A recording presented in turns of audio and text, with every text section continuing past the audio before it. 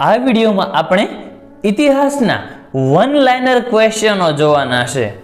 આ પ્રશ્નો ધોરણ 5 થી 10 ની જે સામાજિક વિજ્ઞાનની બુક છે તેમાંથી લેવામાં આવેલા છે અને ગયેલી 2-3 એક્ઝામ આપણને શીખવી ગઈ છે કે અન્ય પ્રકાશનો કરતા પાઠ્યપુસ્તકનું કેટલું મહત્વ છે, પાઠ્યપુસ્તકમાંથી કેટલું પૂછાઈ રહ્યું છે।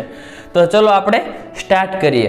અગાઉ 3 પાઠ આવી ગયા છે, 1 થી 100 સુધીનો, 101 થી 200, 201 થી 300 સુધીનો અને આપણો આ ચોથા નંબરનો પાઠ છે। તો ચલો સ્ટાર્ટ કરીએ। પ્રથમ ક્વેશ્ચન છે 301 કે બંગાળની આવક ઘટતા સૌપ્રથમ બંગાળના કયા નવાબે વિરોધ કર્યો? તો મુર્શિદ અલી ખાને વિરોધ કર્યો। કઈ યોજના મીઠા ઝેર જેવી હતી? મીઠા ઝેર જેવી યોજના હોય તો વેલેસ્લીની સહાયકારી યોજના। સહાયકારી યોજના શરૂ કરનાર જો કોઈ અંગ્રેજ હોય તો એ છે વેલેસ્લી। અને બીજું એક પણ આપણી માટે ખાસ મહત્વનો ક્વેશ્ચન છે કે ડેલહાઉસીએ કઈ નીતિ શરૂઆત કરી? તો ખાલસા નીતિ। ખાલસા નીતિ આવે તો ડેલહાઉસી અને સહાયકારી આવે તો વેલેસ્લી। પોલીસ એક્ઝામમાં તો ઇતિહાસ બહુ પૂછાઈ ગયું, આપણે ઇતિહાસ વિશેને નજરઅંદાજ કરતા હતા કે એમાંથી કાંઈ પૂછાતું નથી, પણ હવે કઈ પરીક્ષામાં કેટલું પૂછાય એનું કાંઈ કહી શકાય નહીં। સહાયકારી યોજના સૌપ્રથમ કોણે સ્વીકારી? તો નિઝામે સૌપ્રથમ સહાયકારી યોજના સ્વીકારી। કયા પેશવાના અવસાન પછી મરાઠા સંઘ વચ્ચે ઝઘડા થયા? તો નાના ફડણવીસના અવસાન પછી। ભારતમાં સૌપ્રથમ રેલમાર્ગ ક્યારે શરૂ થયો હતો? તો ઈસવીસન 1853 મુંબઈથી થાણા વચ્ચે રેલવેની શરૂઆત થઈ। ત્યારબાદ છે ભારતમાં સૌપ્રથમ કયા કયા શહેરમાં યુનિવર્સિટી શરૂ થઈ? તો મુંબઈ, ચેન્નઈ અને કોલકાતા, આ ત્રણેય સિટીઓમાં યુનિવર્સિટીઓની શરૂઆત થઈ। ભારતમાં 3 શહેરોમાં યુનિવર્સિટીઓ ક્યારે શરૂ થઈ? તો ઈસવીસન 1857માં 3 યુનિવર્સિટીઓ સ્ટાર્ટ થઈ। આ જ સાલમાં આપણો પ્રથમ સ્વાતંત્ર્ય સંગ્રામ થયેલો। અંગ્રેજોની કઈ નીતિથી ભારતના રજવાડાઓનું પતન થયું? તો ડિવાઇડ એન્ડ રૂલ, ભાગલા પાડો અને રાજ કરો। અંગ્રેજોનું કાર્ય જ આ હતું કે આપણા બધા અલગ અલગ રજવાડાઓ, રાજા મહારાજાઓને અંદરો અંદર ઝઘડાઓ કરાવવાના, હિન્દુ મુસ્લિમોના ઝઘડા કરાવવાના અને પોતે રાજ કરવાનું। કયા રાજા સાથે મિત્રતા બાંધી અફઘાન વિગ્રહમાં અંગ્રેજોએ જીત મેળવી? તો રણજીતસિંહ। રણજીતસિંહ સાથે ગાઢ મિત્રતા બાંધી અને અફઘાન વિજયમાં અંગ્રેજોએ જીત મેળવી। સહાયકારી યોજનાનું બીજું નામ? તો એનું બીજું નામ છે વિસ્તાર યોજના। પંજાબના શક્તિશાળી શાસક કોણ હતા? કે પંજાબના શક્તિશાળી શાસક હોય તો એ હતા રણજીત સિંહ। પંજાબ કેસરી એવું પણ એમનું ઉપનામ હતું। કોણે શીખ સામ્રાજ્યને અંગ્રેજ શાસન નીચે લાવી દીધું હતું? તો ગવર્નર જનરલ હાર્ડિંજે। અને શીખ સામ્રાજ્ય જે આખું હતું એને અંગ્રેજો તરફી લાવી દીધું, શીખોને અંગ્રેજી તરફી કરી નાખ્યા। રાજા અપુત્ર મરણ પામનાર અને ગેરવહીવટના બહાના હેઠળ રાજ્યોને અંગ્રેજોના સામ્રાજ્યમાં ભેળવી દેવાની નીતિનું નામ શું હતું? તો ખાલસા નીતિ હતું। અને આ અપુત્ર મરણ પામે તો ગેરવહીવટના બહાના હેઠળ અંગ્રેજોના સામ્રાજ્યમાં ભેળવી દેતા। આમાં ઝાંસીમાં વિરોધ થયો હતો, ઝાંસીમાં કોઈ ઉત્તરાધિકારી હતો નહીં, એટલે એમનું કહેવું એવું હતું કે એ રાજ્ય અંગ્રેજોને મળી જવું પડે, એટલે ઝાંસીની રાણી એમની સામે લડાઈ કરી હતી। ખાલસા નીતિ કોને અમલમાં મૂકી હતી? તો લોર્ડ ડેલહાઉસીએ અમલમાં મૂકી હતી। કયું રાજ્ય રાજાના અપુત્ર મરણ પામવાથી ખાલસા કરવામાં આવ્યું? તો ઝાંસી। કયું રાજ્ય ગેરવહીવટના બહાના હેઠળ ખાલસા કરવામાં આવ્યું હતું? તો પંજાબ। ગેરવહીવટના બહાના હેઠળ, ક્યાંય વહીવટ નથી સારો થતો, ઝાંસીમાં અપુત્ર રાજા મરણ પામ્યા હતા એટલા માટે કબજે કરી લીધું। જો કે ઝાંસીની રાણીએ ઘણા બધા પ્રયાસો કર્યા હતા ઝાંસીને બચાવવા માટે, ઘણા બધા અંગ્રેજોને મોતને ઘાટ પણ ઉતારી દીધા હતા, પણ એમને તો એક પછી એક અંગ્રેજ આવતો જ રહે, અધિકારી એકને મારે ત્યાં બીજું આવે, બીજાને મારે ત્યાં ત્રીજું આવે, પછી આ એકલા તો બધી સાથે ટક્કર ન લઈ શકે, એટલે છેવટે ઝાંસીની રાણીની હાર થઈ 1857ના સંગ્રામમાં, પણ જબરદસ્ત લડાઈ આપેલી અંગ્રેજોને। ભારતમાં સૌપ્રથમ કયા શહેરો વચ્ચે રેલમાર્ગ શરૂ થયો? તો મુંબઈ અને થાણા. મુંબઈ અને થાણા આ બંને રાજ્યો વચ્ચે સૌ પ્રથમવાર ભારતમાં રેલવેની શરૂઆત થઈ. ડેલહાઉસીએ ભારતમાં કેટલી યુનિવર્સિટી શરૂ કરી હતી? તો 3 યુનિવર્સિટી, મુંબઈ, ચેન્નઈ અને કોલકાતા. આ ટોટલ 3 યુનિવર્સિટીઓ ડેલહાઉસીએ સ્ટાર્ટ કરી હતી. કયા પ્રદેશે વિસ્તાર યોજના સ્વીકારી ન હતી? તો નાગપુરે વિસ્તાર યોજના સ્વીકારી ન હતી, એટલે કે સહાયકારી યોજનાનો સ્વીકાર કર્યો ન હતો. અંગ્રેજોનો પ્રાથમિક આશય ભારતમાં શું કરવાનો હતો? તો વેપાર હતો, પણ પછી રાજ કરવા લાગ્યા. પહેલા તેમને વેપાર કરવા જ અહીંયા આવ્યા હતા.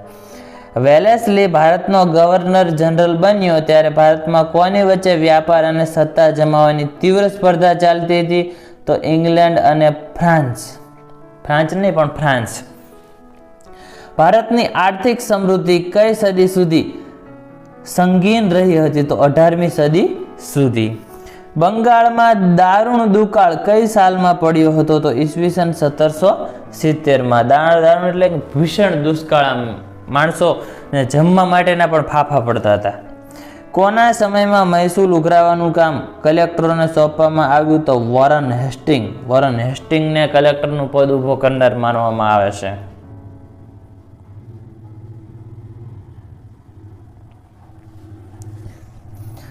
કયા ગવર્નરે કાયમી જમાબંધી નામની મહેસૂલ પદ્ધતિ અમલમાં મૂકી? તો કોર્નવોલિસે કોર્નવોલિસ કોડ આખો ઘડ્યો હતો.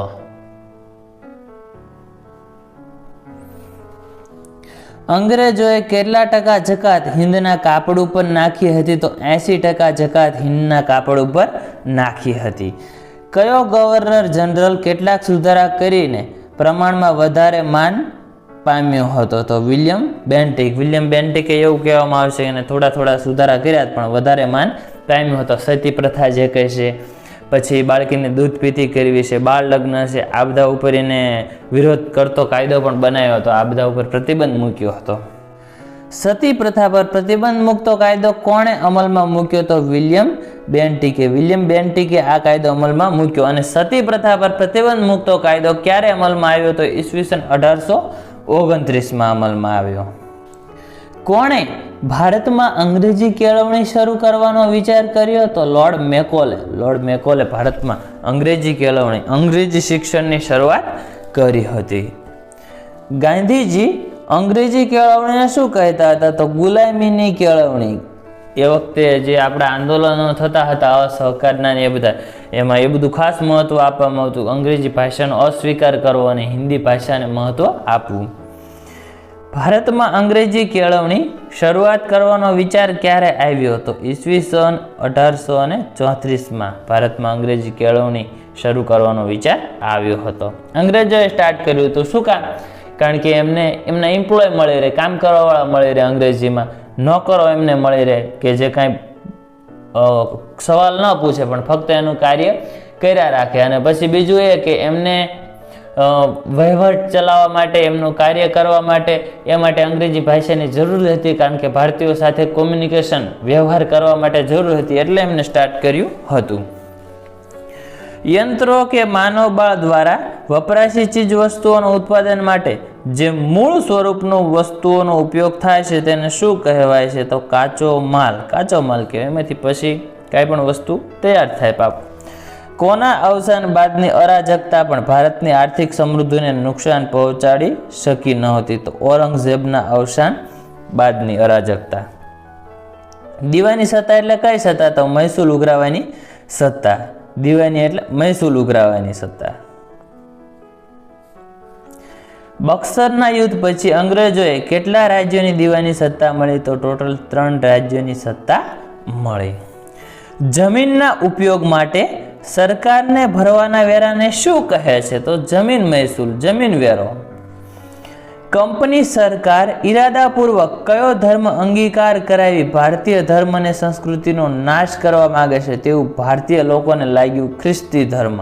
કારણ કે અંગ્રેજો મોટા ભાગના હતા ને બધા ખ્રિસ્તી જ હતા, એટલે એ લોકો ભારતીય સંસ્કૃતિનો નાશ કરવા માંગતા હતા. એમને અમુક પ્રકારના નિયમો પણ કર્યા હતા કે જો કોઈ વ્યક્તિ ખ્રિસ્તી ધર્મ સ્વીકારશે, હિન્દુ કે ઇસ્લામ હોય એમાંથી, તો એને અમુક અમુક પ્રકારની ફેસિલિટી પણ એ પૂરી પાડતા હતા, અમુક કર પણ એમની પાસેથી નહોતા લેવામાં આવતા. એટલે આવું લાગ્યું ભારતના લોકોને. ક્યાંના મુલાયમોને બારીક મલમલની દુનિયામાં તેની માંગ હતી? તો ઢાકાના. હિન્દુઓને અંગ્રેજોની સલામ ભરવી એવું ફરમાન ક્યાં બહાર પાડવામાં આવ્યું? તો આગ્રામાં, કે હિન્દુઓએ અંગ્રેજોને સલામ કરવી આવું ફરમાન બહાર પાડવામાં આવ્યું. જો કે કોઈ સલામ તો કરતા જ નતા, આપણા ક્રાંતિકારીઓને એ બધા થોડા સલામ કરે, ફરમાન બહાર પાડે. આગળનો પ્રશ્ન જોઈએ. અંગ્રેજી રાજ્યતંત્ર પહેલા દેશની કરોડરજ્જુ કોને ગણવામાં આવતી હતી? તો ગ્રામ પંચાયતને. ઈસવીસન 1857ના સંગ્રામના કયા સ્થળની પલટને નવી રાઇફલ સ્વીકારવાનો ઇનકાર કર્યો? તો બરાકપુરને. અને આમાં જ મંગલ પાંડેએ વિરોધ કર્યો હતો એનફિલ્ડ રાઇફલનો, કારણ કે આ એનફિલ્ડ રાઇફલમાં ગાય અને ડુક્કરનો માંસનો ઉપયોગ થતો હતો અને મોઢેથી ખોલવામાં આવતી હતી. એટલે આ વસ્તુનો બ્રાહ્મણે મતલબ કે મંગલ પાંડેએ વિરોધ કર્યો હતો અને એક અંગ્રેજ અધિકારીને ત્યાં જ એની ગોળી મારીને હત્યા કરી નાખી હતી મંગલ પાંડે, એટલે એમને ફાંસીની સજા થઈ હતી. પ્રથમ જો આપણો શહીદ ગણાય 1857ના સંગ્રામના તો એ છે શ્રી શહીદ મંગલ પાંડે. 1857ના સ્વાતંત્ર્ય સંગ્રામ શરૂ કરવા માટે કયો દિવસ નક્કી કર્યો હતો? તો 31મી મે નક્કી કરવામાં આવી હતી. 1857ના ભારતના લશ્કરમાં નવી રાઇફલ દાખલ કરવામાં આવી હતી, તેનું નામ શું હતું? તો એનફિલ્ડ રાઇફલ. એનફિલ્ડ રાઇફલમાં વપરાતી કારતૂસમાં શેની ચરબીનો ઉપયોગ થતો હતો? તો ગાય અને ડુક્કર. એક તો ગાય અને એક ડુક્કર, આ બંનેના માંસનો ઉપયોગ થતો હતો. ઈસવીસન 1857ના સ્વાતંત્ર્ય સંગ્રામના પ્રથમ શહીદ કોણ હતા? તો મંગલ પાંડે. બિહારમાં સ્વાતંત્ર્ય સંગ્રામની આગેવાની કોને લીધી હતી? તો કુંવરસિંહે. દિલ્હીમાં સ્વાતંત્ર્ય સંગ્રામની આગેવાની કોને લીધી? તો બહાદુર શાહ ઝફરે. કાનપુરમાં સ્વાતંત્ર્ય સંગ્રામની આગેવાની કોને લીધી હતી? તો નાના સાહેબ પેશવાએ. નાના સાહેબે કાનપુરમાં આગેવાની લીધી હતી.